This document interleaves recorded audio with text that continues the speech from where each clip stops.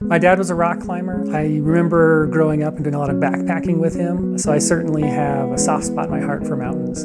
I grew up in the outdoors. I grew up on a farm, and I could not imagine growing up just to stay inside. I was a city girl, born and raised in Denver. My husband wanted to take the rock climbing course, and I said, fine, I'll take it with you, but I'm not gonna like this. And then I loved it. We've lived in a lot of places, but Colorado was the best place we lived. The CMC is a premier organization in Colorado, has a very deep, rich history, and continues to build every day with each new class, each trip, and each new conservation effort.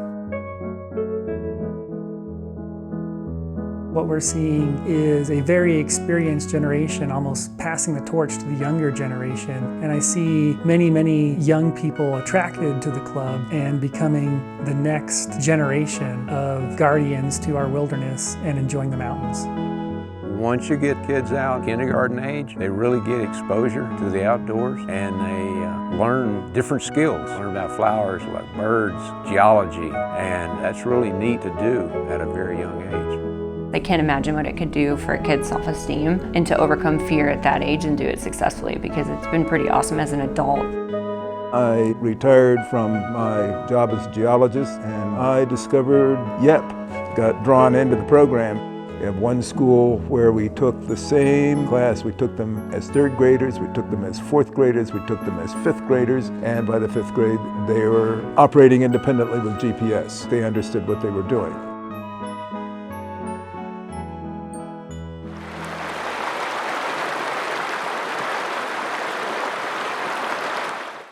If you don't know where you've been, it's kind of hard to know where you might like to go. And I like the club's history, and I like where they're going. The CMC has a long history of conservation, and I have no doubt that will continue for the future. I'm very comforted that there are people within the club, both volunteers and on staff, who are putting a lot of effort into making sure that our public lands stay safe. There's enough going on right now that they really need to be protected, and there are people who know how to do that and who are doing it. A lot of times on mountains and trails, even out climbing, you can spot Colorado Mountain Club members. You can spot people who learned a certain way and who respect the outdoors in a certain way, and I think it sets a good example. The mission statement's been the same for the last, since 1912, since the CMC was formed. And that's pretty timeless, that same mission statement was applicable in 1912 and is still applicable today and will be applicable, I believe, in the future.